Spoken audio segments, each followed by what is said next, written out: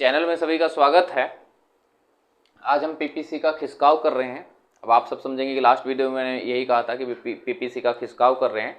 तो last video में मैंने बनाने की कोशिश की थी पीपीसी के खिसकाव के बारे में, तो कुछ ऐसा मजाक हो गया कि फ़ोन जो है स्विच ऑफ हो गया और मैं वीडियो बना रहा था, मुझे पता ही नहीं चला कब स्विच ऑफ हो गया, क्योंकि फ़ोन जो है ट्राईपोड पे लगा हुआ है और पीछे कोई होता ही नहीं है।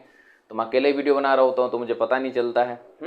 तो फ़ोन स्विच ऑफ हो गया, इसलिए बन नहीं पाया। लेकिन जो पिछली वीडियो है उसमें हमने ये डिस्कस कर लिया है कि भाई जो पीपीसी का शेप जो होता है वो स्ट्रेट लाइन कैसे होता है, या सरल सीधी रेखा कैसे होती है हिंदी में कहते हैं, या कॉन्वेक्स उन्नतोदर कैसा होता है। तो उतनी वीडियो उसमें अपलोड कर दी जाएगी चैनल पे। और खिसकाव जो है इसको अभी देख लेते हैं। खिसकाव जो है चाहता तो मैं उसी वीडियो में जोड़ देता एडिट करके, पर जब बनाना ही है तो अलग से टॉपिक बना लेते हैं, ज़्यादा आसान होगा। ठीक है, तो और वीडियो भी ज़्यादा बड़ी नहीं होगी, वो भी छोटी रहेगी वीडियो और ये भी छोटी वीडियो रहेगी। तो चलिए स्टार्ट करते हैं भाई पीपीसी का खिसकाव। तो पीपीसी का खिसकाव समझने पहले कुछ चीज़ें समझनी ज़रूरी हैं कि देखिए जैसे पीपीसी होता है, ये हमारा पीपीसी है, ठीक है, ये हमारा पीपीसी है। यहाँ पर एक्स वस्तु रख लो, एक्स वस्तु, और यहाँ वाई वस्तु रख लो, यहाँ वाई वस्तु। तो जब पीपीसी हमारे बाईं तरफ खिसकता है, बाईं तरफ खिसकता का मतलब ये है कि अंदर के साइड आता है, तो क्या होता है कि इसको हम कहते हैं उत्पादन में कमी। ठीक है, जब पीपीसी बाईं तरफ खिसकेगा तो इसको कहा जाएगा उत्पादन में कमी। ठीक है, और जब दाहिनी तरफ खिसका जाएगा, आप अपने आप को ऐसे रखिए और ऐसे रखने के बाद आपका दाहिना हाथ ये है, तो जब दाहिनी तरफ खिसकेगा मतलब कि ये मान लीजिए मेन पीपीसी है, जब इसके दाहिनी तरफ खिसकेगा मतलब लाइन यहाँ पर आएगी, तो हम उसको कहते हैं उत्पादन में वृद्धि। ठीक है, क्या कहते हैं? उत्पादन में वृद्धि। ठीक, आप सब इसको इस तरह से भी समझ सकते हैं कि मान लीजिए यहाँ पर 1 2 3 4 5 6, ये 7 और ये 8, ये 3 मैंने वो ले लिए, और ये 1 2 3 5 6 7 8। ठीक है, तो आप इसको देखो ध्यान से देखोगे तो आप सबको पता चल जाएगा कि मान लीजिए 1 है, 2 है, 3 है, 4 है, 5 है, 6 है, 7 है, 8 है। ठीक है, तो देखिए पीपीसी जो था हमारा ये था, अब बाईं तरफ खिसक गया तो 7 से 6 हो गया। मतलब कि जब बाईं तरफ खिसक रहा है तो इसका मतलब ये हो गया कि प्रोडक्शन में क्या हो रही है? कमी आ रही है। और जब दाहिनी तरफ खिसक गया 7 से 8 हो गया। ठीक है, तो इसका मतलब क्या हो गया? प्रोडक्शन में वृद्धि हो रही है। ऐसी वाई वस्तु को देखोगे तो 1 2 3 4 5 6 7 8, ठीक है, ये 8 हो गया। ठीक है, तो अब पीपीसी हमारा ये था। अब जब दाहिनी तरफ खिसक गया, ये ऊपर को चला गया, ऊपर को चला गया, तो क्या हो गया? 7 से 8 हो गया प्रोडक्शन। तो जब 7 से 8 हो गया प्रोडक्शन तो मतलब प्रोडक्शन बढ़ रहा है। और जब नीचे अंदर की साइड आ गया, नीचे की साइड आ गया, तो 7 से 6 हो गया, मतलब प्रोडक्शन कम हो रहा है। तो यहाँ पर आप सबको ये समझना है कि भाई जब पीपीसी बाईं तरफ खिसकता है तो उत्पादन में कमी होती है, और जब पीपीसी दाईं तरफ खिसकता है तो उत्पादन में क्या होती है? वृद्धि होती है। अब पीपीसी किस कारणों से खिसकता है, ये सारी चीज़ें देखेंगे। ये तो एक सामान्य से बातें थी जिसको आपको ध्यान में रखना है, जिससे आपको समझ में आ जाए कि भाई पीपीसी दाहिनी तरफ क्यों जा रहा है या बाईं तरफ क्यों जा रहा है। ठीक है, अब देखते हैं इसका कारण क्या है कि क्यों पीपीसी जो है खिसकता है दाहिनी तरफ या बाईं तरफ। ठीक है, तो आई होप आप सबको ये समझ में आ गया होगा, क्योंकि अगर ये समझ में नहीं आएगा तो आप सबको पीपीसी का खिसकाव बिल्कुल भी समझ में नहीं आएगा। तो सबसे पहले हम एक्स वस्तु में खिसकाव कर रहे हैं। एक्स वस्तु में खिसकाव। ठीक है, एक्स वस्तु में खिसकाव कर रहे हैं सबसे पहले हम। तो देखिए बना लेते हैं, एक पीपीसी डायग्राम बना लेते हैं। ये हमने ये पीपीसी बना लिया, ये एक्स वस्तु है और ये वाई वस्तु है, 0 x y, और ये x और ये y।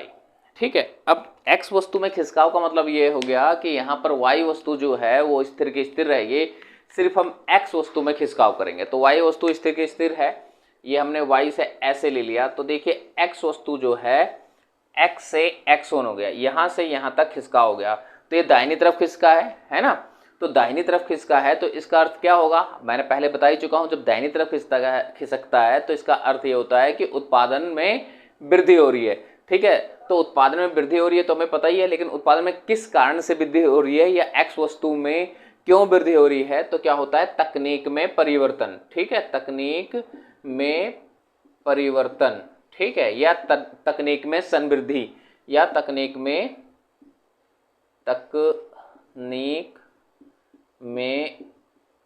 संवृद्धि। ठीक है, तकनीक मतलब आप सब जानते होंगे टेक्नोलॉजी। सीधी सी बात है, अगर कोई पुरानी तकनीक है, कोई पुरानी टेक्नोलॉजी है, उसके लिए कुछ नया टेक्नोलॉजी लेकर आ जाएंगे तो क्या होगा, उत्पादन में वृद्धि होगी ना। तो एक्स वस्तु के तकनीक में परिवर्तन कर दिया गया। ठीक है, यहाँ पर एक्स वस्तु भी लिख देता हूँ जिससे कोई कंफ्यूजन रह जाए। एक्स वस्तु के तकनीक में परिवर्तन। ठीक है, एक्स वस्तु के तकनीक में परिवर्तन या एक्स वस्तु के तकनीक में वृद्धि। तो अब सीधी सी बात है कि अगर आप एक्स वस्तु की तकनीक में परिवर्तन करेंगे तो क्या होगा, प्रोडक्शन अपने आप इंक्रीज होगा ना। हमने जब आप आगे फ्यूचर में पढ़ेंगे 12th क्लास में इंडियन इकोनॉमी पढ़ेंगे तो उसका पहला ही चैप्टर है ईव ऑफ इंडिपेंडेंस। ठीक है, स्वतंत्रता के समय अर्थव्यवस्था कैसी थी। तो अगर आप ब्रिटिश को याद करेंगे तो ब्रिटिश ने क्या किया था, जो ब्रिटिशर्स थे उन्होंने मशीनें लेकर आ गए थे, तो उनका प्रोडक्शन ज़्यादा हो रहा था। और जो हमारे जो कुटीर उद्योग वाले थे या लघु उद्योग कह लो, जो घर पे कपड़े वगैरह बनाते थे, ठीक है, तो क्या होता था, उनका प्रोडक्शन बहुत देर में होता था, तो उसकी कॉस्ट भी ज़्यादा होती थी। ठीक है, तो क्या हो गया कि तकनीक में परिवर्तन होने से क्या हो जाता है, प्रोडक्शन इंक्रीज हो जाता है। इसी तरह से अगर ये अंदर के साइड शिफ्ट होगा, क्योंकि हमें दोनों साइड देखना है ना, तो अगर ये लेफ्टवर्ड शिफ्ट होगा, ये x2, ठीक है, तो इसका मतलब हो गया x से x2 हो गया, इतना प्रोडक्शन जो है इसका कम हो गया, ये प्रोडक्शन जो है कम हो गया। तो ये प्रोडक्शन कम हुआ है, तो जहां यहाँ पर तकनीक में वृद्धि हो रही थी या तकनीक नई तकनीक आ रही थी, तो यहाँ पर क्या होगा, जस्ट उल्टा हो जाएगा, पुराना तकनीक। ठीक है, पुराना तकनीक, या ये भी कह सकते हो कि संसाधनों का अपूर्ण प्रयोग। ठीक है, संसाधनों का अपूर्ण प्रयोग। ठीक है, अब ये संसाधनों का पूर्ण प्रयोग किस में हो रहा है, एक्स वस्तु में हो रहा है, क्योंकि हम एक्स वस्तु की सिर्फ बात कर रहे हैं, अभी हम एक ही वस्तु की बात कर रहे हैं। ठीक है, एक्स वस्तु की, तो ये एक्स वस्तु में खिसकाव था। ठीक है, किस राइटवर्ड और लेफ्टवर्ड, दाहिनी तरफ और बाई तरफ, किस कारण से होती है, एग्जाम में आ जाता है कई बार ये कि भाई ये डायग्राम भी कई बार दे देगा कि बताइए कि ये खिसकाव किस कारण हुआ है, या आपसे वैसे भी पूछ लेगा। अब देखते हैं वायु वस्तु में खिसकाव। अब वायु वस्तु में खिसकाव कोई स्पेशल नहीं है, बिल्कुल इसी तरह से है जिस तरह से ये आपका एक्स वस्तु, और रीजन भी वही है, बस डायग्राम थोड़ा सा अलग हो जाएगा। यहाँ एक्स वस्तु को स्थिर रखना है सॉरी, यहाँ एक्स वस्तु को स्थिर रखना है और वायु वस्तु में परिवर्तन करना है। तो ये वायु वस्तु में परिवर्तन देखिए, ये हो गया एक्स वस्तु, ये हो गया वायु वस्तु।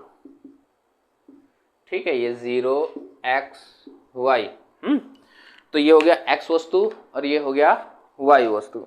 अब सीधी सी बात है, वायु वस्तु में अपवर्ड जो है ये इंक्रीज हो गया। ठीक है, या कह सकते हो दाहिनी तरफ हमने क्या करा, बढ़ोतरी कर दी। तो जब दाहिनी तरफ बढ़ेगा तो क्या होगा, प्रोडक्शन इंक्रीज होगा। तो बिल्कुल वही रीजन है कि भाई वायु वस्तु के तकनीक में परिवर्तन, ठीक है, वायु वस्तु के तकनीक में परिवर्तन या वायु वस्तु के तकनीक में संवृद्धि। ठीक है, वायु वस्तु के तकनीक में संवृद्धि। अब इसके बाद देखिए क्या है, अगर वायु वस्तु x वैसे की वैसे ये वायु वस्तु अंदर के साइड शिफ्ट हो जाए, मतलब y1 हो जाए, ठीक है, अंदर, तो इसका मतलब हो गया प्रोडक्शन घट गया। भाई नीचे की साइड आ रहा है तो प्रोडक्शन घटेगा ना भाई, जब आप काउंट करोगे 1 2 3 4 5 6 7 तो ऊपर की साइड ज़्यादा होता है। ठीक है, तो नीचे की साइड आ रहा है तो इसका मतलब प्रोडक्शन कम हो गया। तो वही है कि वायु वस्तु के संसाधनों का पूर्ण प्रयोग, वायु वस्तु के संसाधनों का अपूर्ण प्रयोग। ठीक है, वायु वस्तु के संसाधनों का पूर्ण प्रयोग, या वायु वस्तु की जो तकनीक है वो क्या है, पुरानी है। आप इसको बना सकते हैं या आप इसका स्क्रीनशॉट ले लीजिए, ठीक है, जिससे समझने में आसानी हो। मेरा तो मानना यही है कि आप सब इसको कॉपी में उतारते रहिए, आप सबके नोट्स भी तैयार होते रहेंगे और अच्छे समझ में भी आता है जब हम खुद लिख रहे होते हैं। अब देखिए, दोनों वस्तुओं में खिसकाव देखते हैं कि x और y दोनों वस्तुओं में खिसकाव, ठीक है।